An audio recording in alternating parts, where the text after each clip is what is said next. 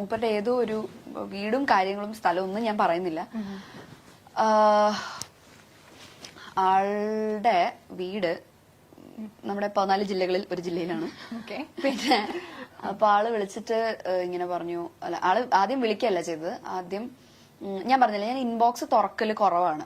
അപ്പൊ കുറെ നാളുകൂടി ഞാൻ ചിലപ്പോ അത്രയും ബോറടിച്ചിരിക്കുമ്പോഴാണ് ഞാൻ ഇൻബോക്സ് ഒക്കെ തുറന്നു നോക്കുക. അപ്പൊ ഒരു ദിവസം ഞാൻ തുറന്നു നോക്കിയിട്ട് ഇങ്ങനെ മെസ്സേജ് കണ്ടു. ഞാനല്ല, ചേട്ടന്റെ ഫോണിലാണ് ചേട്ടൻ ആദ്യം കണ്ടത്. ചേട്ടൻ പറഞ്ഞിട്ട് ഇങ്ങനെ ഒരാള് ചേട്ടനെ അളിയാന്നൊക്കെ വിളിക്കുന്നുണ്ട്. ബാലിച്ചേട്ട പിന്നെ മീനുവിനെ കല്യാണം കഴിക്കണം അങ്ങനെ ഇങ്ങനെന്നൊക്കെ പറഞ്ഞിട്ട് ഇങ്ങനെ പറയും. എന്നെക്കാളും മുമ്പ് ആൾക്ക് അപ്ഡേറ്റ്സ് കിട്ടും എന്റെ. പിന്നെ അപ്പം ഞാൻ എടുത്തു നോക്കിയപ്പോ എനിക്ക് ഒരുപാട് മെസ്സേജ് അയച്ചിട്ടുണ്ട്. അത് അയച്ചേക്കുന്നത് ഭയങ്കര ചീസി, ഭയങ്കര ക്രിഞ്ചി സാധനങ്ങളാ. പിന്നെ എന്താ I remember about you, I hug the pillow എന്നൊക്കെ പറഞ്ഞിട്ട് എനിക്ക് ഭയങ്കര ക്രിഞ്ചാത്. ഓ സോറി ബേബി, ഭയങ്കര വിയേർഡാണ്. അപ്പൊ ഞാൻ ആലോചിക്കാ, എന്റെ നോർമൽ ലൈഫിലാണ് വെറുതെ എന്റെ പുറകെ നടന്നപ്പോൾ ഇത്രയും ഡയലോഗ് അടിച്ച് ഞാൻ ഓട്ടിക്കും. എനിക്ക് ഇഷ്ടമല്ല ഇങ്ങനത്തെയൊക്കെ പറയുന്നത്. യു ആർ മൈ വൈഫി എന്നൊക്കെ പറഞ്ഞു, പ്ലീസ് ഇങ്ങനെ യു ആർ മൈ വൈഫി. പിന്നെ I am a failure, together we can make this world beautiful എന്നൊക്കെ പറഞ്ഞിട്ടുള്ള മൂടാ. I am a failure, together I am sure എനിക്ക് ജീവിതത്തിൽ സക്സസ് ഉണ്ടാവും. പിന്നെ നമുക്ക് ഞാൻ എത്ര വർഷം വേണമെങ്കിലും കാത്തിരിക്കും. എന്തൊക്കെയോ കുറച്ച് ഈസി ഡയലോഗ്സ് ആണ്. അപ്പം അത് കഴിഞ്ഞപ്പോഴത്തേക്കും അതെ അവന് കളിക്കാൻ പറ്റും, അവന് കേൾക്കാൻ പറ്റുന്നില്ല. അതെ ഭയങ്കര ക്രിഞ്ചായി പോയിരുന്നു. അപ്പൊ അങ്ങനെയൊക്കെ കഴിഞ്ഞപ്പോ ചേട്ടൻ ഇങ്ങനെ കണ്ടിന്യൂസ് ആയിട്ട് അയക്കുന്നുണ്ട്. ചേട്ടന് കണ്ടിന്യൂസ് ആയിട്ട് അയക്കുന്നുണ്ട്. ഓരോരുത്തർക്ക് ഇങ്ങനെ ഇതാകുന്നോണ്ട് അമ്മയുടെ ഫോണിലേക്ക് മെസ്സേജ്. അത് കോമഡി എന്ന് വെച്ച് കഴിഞ്ഞാൽ എന്റെ അമ്മയ്ക്ക് 2 ബ്യൂട്ടി സലൂൺസ് ഉണ്ട്. അപ്പം ഒരെണ്ണം നമ്മുടെ നാട്ടിൽ തന്നെ, ഒരെണ്ണം നമ്മുടെ വീടിന്റെ അവിടെ, അതായത് നമ്മുടെ മാരരി ബീച്ച് റിസോർട്ടിന്റെ അവിടെ, പിന്നെ ഒരെണ്ണം കണിച്ചുളങ്ങര എന്ന് പറഞ്ഞിട്ട് വേറെ സ്ഥലത്ത്, അതിന്റെ അടുത്ത് തന്നെ. അപ്പൊ ഈ കണിച്ചുളങ്ങര തുടങ്ങിയ പാർലറിന്റെ അടുത്ത് ഈ ആളുടെ ഏതോ ഒരു കസിനോ റിലേറ്റീവ് ആരോ ഉണ്ട്. എങ്ങനെയോ പരിചയമുണ്ട്. റിലേറ്റീവ് ആണോ കസിൻ എന്താണെന്നൊന്നും എനിക്കറിയില്ല. എങ്ങനെയോ പരിചയമുണ്ട്. അവിടുന്ന് അമ്മയുടെ പാർലറിന്റെ അഡ്രസ് എടുത്തിട്ട്, ഫോൺ നമ്പർ ഉണ്ട് അവിടെ, ഫോൺ നമ്പർ എടുത്തിട്ട് അമ്മയുടെ ഫോണിലേക്ക് ടെക്സ്റ്റ് മെസ്സേജ് അയക്കാൻ തുടങ്ങി. മീനുവിനെ വിഷമിപ്പിക്കരുത് എന്നൊക്കെ പറഞ്ഞിട്ട് എന്റെ ചേട്ടൻ ഞങ്ങൾ അതെ വിഷമിപ്പിക്കരുത്. അപ്പൊ ചേട്ടൻ പറഞ്ഞു ഞങ്ങൾ എപ്പോഴാണ് നിന്നെ വിഷമിപ്പിക്കരുത്, ഞാൻ എത്ര വർഷം വേണമെങ്കിലും നിനക്ക് വേണ്ടി കാത്തിരിക്കാം എന്നൊക്കെ പറഞ്ഞിട്ട് ആ മൂഡ്. അപ്പൊ ഒരു ദിവസം ഇതിങ്ങനെ അയച്ച് ലാസ്റ്റ് ആള് ഗിഫ്റ്റ് ഒക്കെ അയക്കാൻ തുടങ്ങി വീട്ടിലോട്ട്. പാർലറിന്റെ അഡ്രസ് അറിയാവുന്നത്. പാർലറിലേക്ക് ഗിഫ്റ്റ് അയക്കാൻ തുടങ്ങി. പിന്നെ എന്തൊക്കെയോ വെച്ചിട്ടുണ്ട്. പിന്നെ വാലന്റൈൻസ് ഡേയുടെ അന്ന് അയച്ചു ഒരു കത്ത്. എന്താ അയ്യോ ആ വാചകം എന്തായിരുന്നു? കവിത വരുന്നില്ല, കവിത വരുന്നില്ല, ഇഷ്ടമാണ് എന്നെന്നും, സ്വന്തം പേര്, അങ്ങനെ വെച്ചിട്ടുണ്ട്.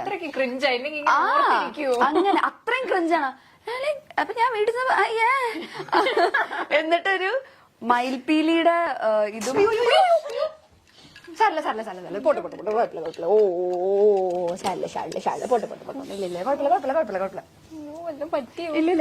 അതെ ചാടിയതാ. സാരല്ല പോട്ടെ. ഇല്ലില്ല ഞാൻ ഇറക്കാൻ നോക്കിയ വഴി അതാ ചാടിയതാ. സാരല്ല പോട്ടെ. ഓ ചാടിയില്ല, ഞങ്ങൾ ചാടിയില്ല, ഞങ്ങള് കുഴപ്പമില്ല പേടിച്ചു പോയി. പക്ഷെ നല്ല സാരല്ല. ഇല്ല അതെ അവൻ എത്ര ഉണ്ടെന്ന് കുറച്ച് ചാടിയതാ. ഇല്ല കുഴപ്പമൊന്നും പറ്റില്ല. എന്താ കരഞ്ഞാനെ ഇതൊന്നും ഞങ്ങക്ക് പുത്തിരിയല്ല. ഇല്ല കുഴപ്പമില്ല സാരല്ല. ഇവനായോണ്ട് ഇറക്കി വല്ലവരെ ഇപ്പൊ കടിച്ചു കയറി കൊന്നേനെ. എന്നിട്ട് ഇങ്ങനെ കൊറേ ഇങ്ങനെ ലെറ്റർ ഒക്കെ തന്നു. പിന്നെ മയിൽപീടിയുടെ ഒരു കീ ചെയിൻ, പിന്നെ ഒരു കമ്മല്, ഇതൊക്കെ തന്നു. ഞാനതൊക്കെ അവിടെ അടുത്ത് വെച്ചിട്ടുണ്ട്. പിന്നെ അത് കഴിഞ്ഞപ്പോഴത്തേക്കും തിരിച്ചയച്ചു കൊടുക്കാൻ ഈ മൂപ്പരുടെ അഡ്രസ് എനിക്ക് അറിയത്തില്ല. ഈ ഇങ്ങോട്ട് അയക്കുന്നതിൽ ആളുടെ ഫ്രം അഡ്രസ് ഇല്ല. അങ്ങനെ അയക്കാൻ പറ്റുമോ? കൊറിയറാ. ഫ്രം വെക്കാതെ അയക്കാൻ പറ്റുമോ? കൊറിയർ അയക്കാമല്ലോ. ഇതെന്തിന്റെ പ്രൊഫഷണൽ കൊറിയേഴ്സ് എന്തോ അങ്ങനെ എന്തോ ആണ്. അപ്പൊ അമ്മ എന്നോട് ആദ്യത്തെ ഗിഫ്റ്റ് അയക്കുന്ന സമയത്ത് എന്റെ അടുത്ത് ഇങ്ങനെ പറഞ്ഞിട്ടുണ്ടായിരുന്നു, പ്രൊഫഷണൽ കൊറിയേഴ്സ് എന്നത്. എനിക്ക് പ്രൊഫഷണൽ കൊറിയേഴ്സ് വഴിയൊന്നും വരില്ല. പ്രൊഫഷണൽ കൊറിയേഴ്സ് DTDC എന്തോ ആണ്, വരില്ല. എനിക്ക് പിന്നെ ആമസോൺ ഫ്ലിപ്കാർട്ടൊക്കെ വരുള്ളൂ. അപ്പൊ അത് പ്രൊഫഷണൽ വഴി വരേണ്ട കാര്യമില്ലല്ലോ. അപ്പൊ അമ്മ ചെന്നപ്പോ പറഞ്ഞു മോളെ ഇത് ഇങ്ങനെയാന്നാണ്. പിന്നെ എനിക്ക് എന്തൊക്കെയോ അയക്കുന്നുണ്ട്. ഫെസ്റ്റിവലിന് സ്പെഷ്യൽ ഓഫർ ഒക്കെ ഉണ്ടാവും. അതെ അങ്ങനെയൊക്കെ ഉണ്ടാവും. ദീപാവലിക്ക് അല്ലല്ലോ, ദീപാവലിക്കാണോ? ദീപാവലിക്ക് സ്വീറ്റ്സ് അയച്ചിട്ടുണ്ടായിരുന്നു. ഡയറി മിൽക്കിന്റെ എന്തൊക്കെയോ കുറേ സ്വീറ്റ്സ് ഒരു പാക്കറ്റിലാക്കി അയച്ചിട്ടുണ്ടായിരുന്നു. അത് ആമസോൺ വഴി എന്തോ ആയിരുന്നു. അങ്ങനെ എന്തൊക്കെയൊക്കെയോ വഴി ആൾക്ക് അമ്മയുടെ പാർലറിലേക്കാണ് അയക്കുന്നത് സാധനം. അയച്ച് ലാസ്റ്റ് ലെറ്റർ വരുന്നു. ഇങ്ങനെ എന്നുവെച്ചാൽ എന്നെ അറിയാവുന്നവർക്കൊക്കെ മെസ്സേജ് അയക്കാൻ തുടങ്ങി. അപ്പൊ സംഭവം കുറച്ച് എക്സ്ട്രീം ആയി. ലാസ്റ്റ് ഈ കുട്ടിയുടെ അമ്മ എന്റെ അമ്മേനെ വിളിച്ചു. എവിടെ ഇങ്ങനെ വീട് എവിടെയാ, അടുത്ത സൺഡേ ഞങ്ങൾ അങ്ങോട്ട് വന്നോട്ടെ എന്നൊക്കെ ചോദിച്ചിട്ട്. അപ്പൊ അമ്മ പറഞ്ഞു വേണ്ട, മോക്ക് ഇപ്പൊ കല്യാണം നോക്കുന്നുണ്ട്. അപ്പൊ പറഞ്ഞു ഇല്ല, അവക്ക് ഇപ്പൊ താല്പര്യം, ഞങ്ങൾ നോക്കുന്നുമില്ല എന്ന് പറഞ്ഞു. അപ്പൊ അവനെ പറഞ്ഞു അതെന്താ, മോക്ക് വേറെ ആരെങ്കിലും ഇഷ്ടമാണോ? അപ്പൊ അമ്മ പറഞ്ഞു അല്ല, അതുകൊണ്ടല്ല, ഞങ്ങൾക്ക് ഇപ്പൊ താല്പര്യം ഇല്ല. അപ്പം അവര് പറഞ്ഞു അല്ല, മോൻ ഇങ്ങനെ പുറത്ത് പോവാൻ വേണ്ടിയിട്ട് നിൽക്കുകയാണ്.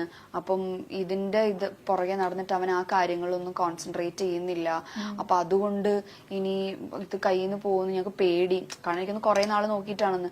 അപ്പം അതുകൊണ്ട് ഇതിലൊരു ശ്രദ്ധ കൊടുക്കത്തില്ലെന്ന് വെച്ചാൽ ഞങ്ങൾ വിചാരിച്ചു പോകുന്നതിന് മുമ്പ് എൻഗേജ്മെന്റ് നടത്തി വെക്കാന്ന് വിചാരിച്ചു. അത് അവരെങ്ങ് തീരുമാനിച്ചാൽ മതി. ഞാൻ ചോദിച്ചു, ഞാൻ അമ്മയൊന്നും പറഞ്ഞില്ല. അമ്മ പറഞ്ഞു എന്ത് പറയാനാ ഇവരോടൊക്കെ?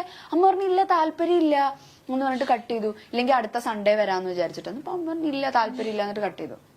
അത് കഴിഞ്ഞ് പിന്നെ ഇങ്ങനെ ഒരുപാട് ഗിഫ്റ്റ്, ഞാൻ കാത്തിരിക്കും, ഭയങ്കര സ്റ്റോക്കിങ്, ഞാൻ കാത്തിരിക്കും അങ്ങനെ ഇങ്ങനെ എന്നൊക്കെ പറയുമ്പോൾ ഞാൻ പറഞ്ഞു അമ്മ ഞാൻ വിളിക്കാം. ഞാൻ വിളിച്ചിട്ട് ഡയറക്റ്റ് പറയാം എനിക്ക് താല്പര്യം. ലാസ്റ്റ് അമ്മയുടെ ഫോണിൽ ടെക്സ്റ്റ് മെസ്സേജ് ആലോ അയക്കുന്നത്.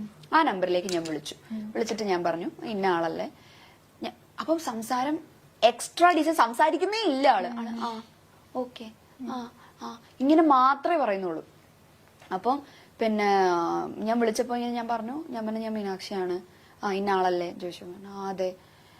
ഞാൻ പറഞ്ഞു ഞാൻ മീനാക്ഷിയാണ്, നിങ്ങളുടെ അമ്മ ഇങ്ങനെ വിളിച്ചിട്ടുണ്ടായിരുന്നു, സംസാരിച്ചിട്ടുണ്ട്, നിങ്ങൾ അയക്കുന്ന ഗിഫ്റ്റ് കിട്ടുന്നുണ്ട്, നിങ്ങൾ ഇപ്പം ആ ആരാധന എന്ന് പറയുന്ന അവിടെ വരെ ഇറ്റ്സ് ഓക്കെ, എനിക്ക് ഹാപ്പിയാണ്, ഞാൻ അതിനെ റെസ്പെക്ട് ചെയ്യുന്നു.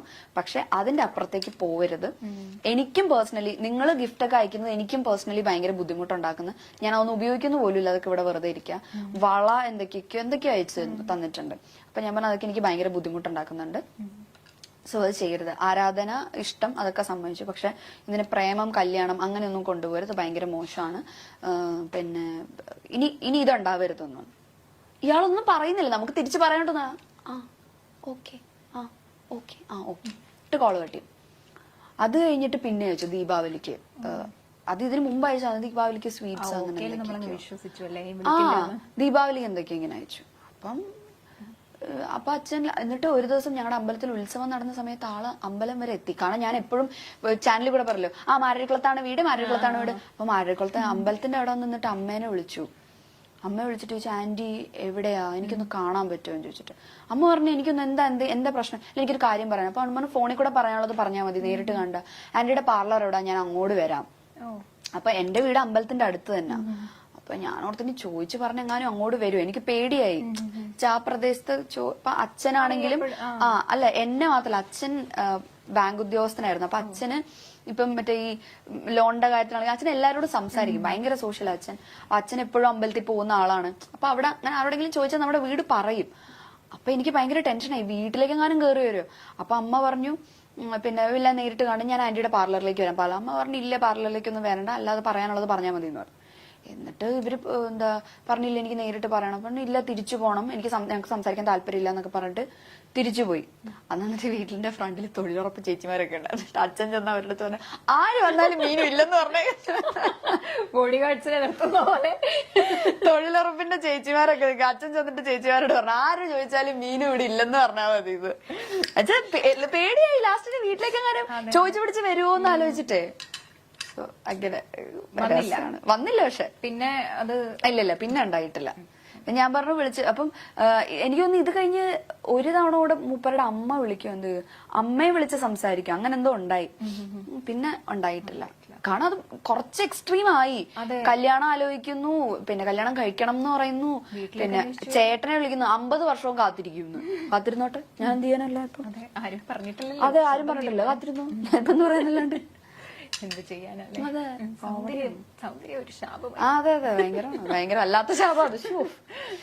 ഇവിടെ ഒരു കണ്ണാടി ഉണ്ട്, കണ്ടിട്ടാ അത് പറഞ്ഞങ്ങോട്ട് തിരിഞ്ഞു കണ്ടപ്പോ തന്നെ ശവം കിട്ടി. Oh no.